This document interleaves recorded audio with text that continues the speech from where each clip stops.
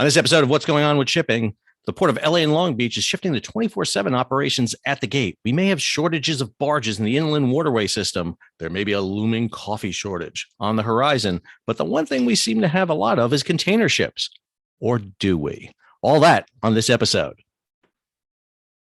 Hi, I'm your host, Sal Mercogliano, chair of the Department of History, Criminal Justice, and Political Science at Campbell University in North Carolina, former merchant mariner, and an adjunct instructor of maritime industry policy at the U.S. Merchant Marine Academy. Okay, so last night I got a note from somebody and asking me about the container return trips and their return schedules. And that led me to about an hour sitting in my bed last night, putting together a thread on Twitter. Really need to work on getting a life. But anyway, spent that for about an hour. I sent it out this morning, and I really wanted to kind of get it down real quick while it was fresh in my head. So this is the latest from the Marine Exchange of Southern California. It came out yesterday. This is the ship report for September 20th. New records noted by 154 total ships inbound to LA and Long Beach, 95 at anchor or drift areas, and 59 at berth. Of the 154, 97 are container ships, including 70 at anchor or in the drift area and 27 at berth. So, ever-growing numbers of ships off the port of LA and Long Beach. And it raises a very, I think, fundamental question is, how many container ships are there? I mean, there's got to be some point, right, when we run out of boats. There's got to be some point when there's just no more capacity left in the system. But it made me start thinking about it because there's a lot of factors at play here that have allowed it to get to this point. I also want to highlight an article that was over in LinkedIn. I thought it was really important here to kind of start this context off. So this is the LinkedIn page for Lars Jensen, and Lars has under his title here, leading expert in the container shipping industry field. Now, normally I'm always leery of someone who announces they're a leading expert in anything, but Lars is. That's Lars being humble. Let me be clear. Absolutely fantastic person to follow for this. But his post the other day was really good. Not really sure what to call it anymore. Made a quick count today, Sunday, and there are now 71 container ships waiting in anchor or adrift. When I went on vacation 4 weeks ago, there were 40 vessels. When I came back from vacation 11 days ago, wow, 2.5 week vacation. It's pretty good, Lars. Was 44 vessels. 6 days ago was 54. 5 days, 59. 2 days ago, 64. All right. Why is this happening? Why are we seeing off the port of LA Long Beach? Let's go ahead and zoom in there. Good old LA Long Beach here. Why is this happening? So one of the things you see right here is just the number of green. Those are cargo ships, container ships. You can see people just kind of milling about here. Kowloon Bay sitting there right off the coast, milling about. Here's Everloyal. Oh, watch out for canals, people. Right here off the coast. Let's go in here into the anchorage. I mean, the anchorage just spilling up here. I mean, they're heading down off Newport. They're going to be off Tijuana soon. You just have this huge number of container ships off the coast. By the way, Mercogliano grub barge going into business very soon to provide the best treats for South California food for ships at anchor off the coast of California. New business endeavor. Fresh startup for me. Just kidding. And then in the port, you see right here, just massive amounts of ships. So, I mean, obviously, Southern California is the focus here. We've seen this all the time. And understand LA and Long Beach is very unique because of geography of the West Coast. There's just not that many ports. I mean, the only places you can basically get into is Oakland. Oakland's basically running as fast as they can. I had a note the other day where I talked about Oakland. I put it on Twitter. I did a YouTube page, got a lot of responses back to that. It was great. You know, it's not easy just to shift ships into Oakland. Plus, the warehouses are down here in LA and Long Beach. The distribution hubs are down there. It's not easy just to kind of divert into Oakland. Portland doesn't really have the facilities needed. There's plans to develop Coos Bay as a container terminal. That's going to take years. And then Seattle, Tacoma, same thing. But a lot of things you're seeing up in this Northwest region are bulkers right now because of the blockages we talked about the other day with barges on the Mississippi River. Bulk traffic is shifting up into the Northwest. So we still see these vessels coming across the Pacific here. I would really love for the guys at Marine Traffic to do a graphic on ships leaving from the Far East, from Asia, coming to LA Long Beach, and that progression of them coming across. They take this big, huge, great circle sailing right here through the Aleutian. Some cut shorter here.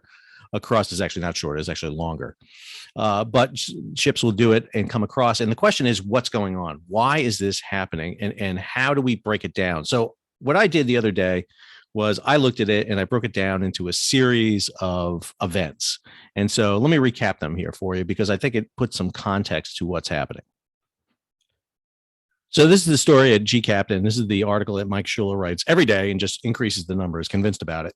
More ships coming than going as ports of LA and Long Beach continue to set records. And again, just checking what the Maritime Exchange has. You can check the individual ports of LA and Long Beach, but Maritime Exchange has them both in here.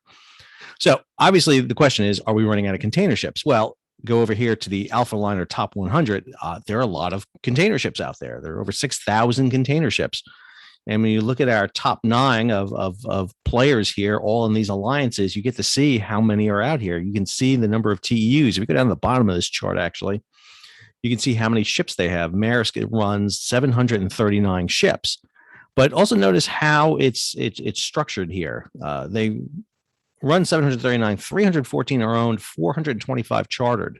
So a good chunk of these fleets use chartered ships. Matter of fact, most of them have more chartered vessels than owned vessels. There's a couple of exceptions. Evergreen is the one exception that really stands out on that list. Yangmin and One High Line does it. Zim, for example, only owns one ship. Everything else from them is chartered, almost exclusively chartered. And these chartered vessels come from these NOOs, these non-owning operators. Companies like C-SPAN, Dano, a few other ones that have these chartered vessels that they can get. But again, one of the things that reason that they don't own all their ships is because they charter them as needed for marketplace. And then it's kind of like a U-Haul. You rent it as you need it. And so there's a lot of slack in the system.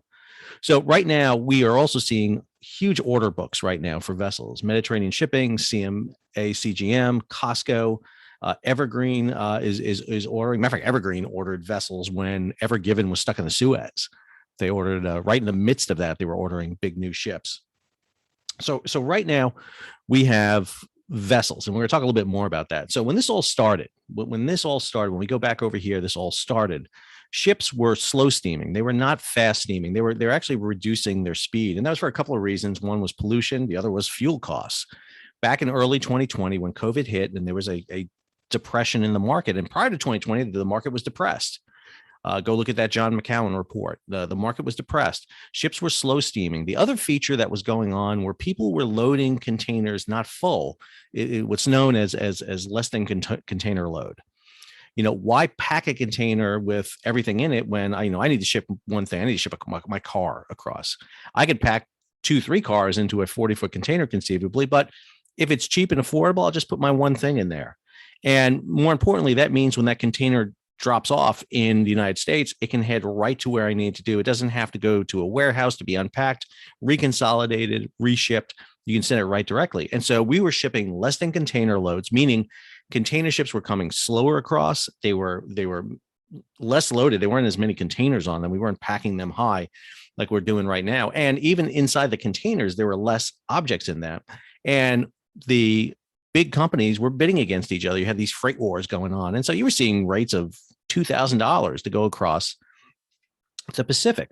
And again, you had excess capacity. You can do that. You can basically see that bidding. But then, of course, COVID goes by. COVID shuts down China. You get the disruption in the chain now. Now, all of a sudden in China, the slow up starts. They're not loading containers. They're shut down. So all of a sudden you have this slow up. The ships that are already sailed and going are coming across. It's weeks until this hits the United States. And then all of a sudden there's shortages in the United States, toilet paper, everything, you name it. We had those shortages. Then everybody's at home, start getting the checks from the government. And now everyone starts clicking for Amazon. I want to buy. And you start pulling goods out of Asia toward the United States and toward Europe. And so now Asia, China, Vietnam, all those countries over there start loading ships, start loading. And one of the things that needs to remember is the ports in Asia are the biggest ports in the world. This is a leading top 20 container list from the Review of Maritime Transport. Shanghai, Singapore, Ningbo, Shenzhen. I'm going to stop saying Chinese names because I get yelled at every time I say Chinese names because I mispronounce them, so I'm not. But China, Korea, China, Rotterdam, Netherlands, United Arab Emirates, Malaysia, Belgium, China, Taiwan, US, Germany, Malaysia, China. So you see China is like the largest ports. And they're also some of the most efficient ports. They can load very rapidly thanks to technology. Some of their ports are automated. They run 24/7. And so one of the things we start seeing is China is able to load containers vessels at a much faster rate because of their infrastructure than the US can receive them. And that's a big factor right there. Now, all of a sudden, you are pulling out of Asia more goods than are going across, and that creates it. Add to it the nature of container ships. Container ships have changed. We've talked about, the ultra large container ships, the ships the size of Ever Given, and more importantly, her new kind of a cousin, the Ever Ace, 24,000 boxes. Remember, HMM had just basically set the record with 12 vessels, the HMM Algeciras and her sister ships. They were the largest, and they were on that east-west route between Europe and Asia. So these huge, ultra-large container ships, these ships that were introduced in 2013 by Maersk with the Triple E, have been the norm. And matter of fact, older container ships were retrofitted to carry more containers. So what we have is increased capacity out there. The number of vessels out there has not only grown, but their capacity has grown. Now, these big, huge monsters, these ships that we're seeing right here, the VLCCs, the ULCCs, and what they call the MGX 24s, these are the big, huge, massive ones. The last two, the ULCCs and the MGX 24s, are almost exclusively on the Asia to Europe route because of the terminals can handle them. The West Coast terminals really can't quite handle anything except for VLCS, excuse me. VLCS. And so one of the things we start seeing is ships move, ships start shifting over. And these vessels, the VLCSs, which were the norms going to Asia, to Europe from Asia, now are shifting over to routes that operate basically from Asia to the West Coast. Add to it the new lane of the Panama Canal. Now all of a sudden you have a new Panamax class that can go through there, about 12,000 containers. Some ships are a little bit larger than that, actually. And now you can shift vessels that had been on that Asia to Europe route onto the Asia to West Coast, and then the smaller vessels, Asia to East Coast through the Panama Canal. So now all of a sudden you're shifting vessels. And one of the things we're seeing is that movement of vessels. And that movement of vessels is important because that capacity is there, that you can absorb more capacity. These vessels can now all of a sudden start loading. It's one of the reasons we start seeing loads on vessels breaking records. Even though these ships could carry 24,000 boxes, most didn't. But now all of a sudden we start seeing those records broken all the time, and you're shifting vessels on key routes. Then we have the interesting idea of empties versus loaded containers. So the issue in the United States was, okay, we're bringing containers across, we're dumping them in the United States, and there's a big demand. Demand is still growing. Even with what's flowing across right now, they're not meeting demand. And so the carriers prioritize bringing back empty containers over U.S. export containers. And what that means is those empty containers can be offloaded in Asia and sent directly to distributors to load and ship right back to the port. There's very little downtime then. If those containers are full of exported goods, grain, commodities, whatever they happen to be, that slows the system down. That's a natural break on the system that is now removed. Go back to Gene Soroka, the head of the Port of LA, talking about the fact that the thing that the Port of LA is exporting most is air, empty containers. And because we're allowing empty containers into the flow, that means when those containers hit Asia, they're turned around a lot faster. There's not that natural break. And so now we're loading containers back on the ships coming across to the United States faster. All right, still does not quite explain why we're seeing this kind of divergence. There should have been some other factors that played here. So with that slowdown, with that fact that we're seeing now all of a sudden this American exports kind of slacking off now and they're moving, we see a variety of other things start to hit at the same time. We have slowdowns in the port of Yanatan. We see it in Ningbo. We see the outbreaks in China. And this has to do with the introduction of vaccines into the United States. Not as many port shutdowns in the US now because outbreaks aren't as much. We're doing not huge shutdowns of the port. We're basically, contact tracing, sending people home, but we're keeping the ports open. Whereas in China, when they have an outbreak on a terminal, they shut the terminal down. They shut it down for about 2 weeks because, again, they don't have the vaccines. They don't have enough to do it. And so they're shutting down. Add to it a series of storms, typhoons, Infa, which created havoc in China, the most recent Chantu, that slowed down containers and movement of goods coming out of Asia. So we had these kind of breaks coming in that were kind of keeping everything high. I mean, we had the fleet off the coast, but it kind of had moderated. It kind of had moderated a bit. Now all of a sudden, that's it. It's off. Now it's going to get another break here because of what Chantu did. It's going to slow it down a little bit again. But what we're seeing right now is ships now are basically slow steaming back still across the Pacific to the United States because they don't need to steam fast. I mean, there's a 3-week wait at LA. That's the equivalent of a voyage. The question is, why are they still loading? Why have the carriers not started blank sailing? Because they're getting huge rates. Carriers will keep loading a ship and sticking it at anchor if they're getting premium rates. I mean, there's no incentive for them right now not to load those vessels. Now, where there may be an incentive is when they start running out of vessels, which we'll talk about in a minute. But they're still loading vessels. But when those ships empty off LA Long Beach, when they dump their loads, they're heading back to Asia at high speeds. Why? Because they want to get the next load. They want to get that next load on. So we're actually slow steaming to the United States, fast steaming from the United States to get more. Add to it, man, what you should have seen with the introduction of these new container ships, all these new container ships coming on, was basically the scrapping, the ending of older container ships. We started seeing that. Maersk scrapped one of their S-class, which was one of their big ships not too long ago. The ship was just barely, I think it was like 20 years old, which is getting toward the older side for international fleet because ships aren't built with service lives like they were in the past.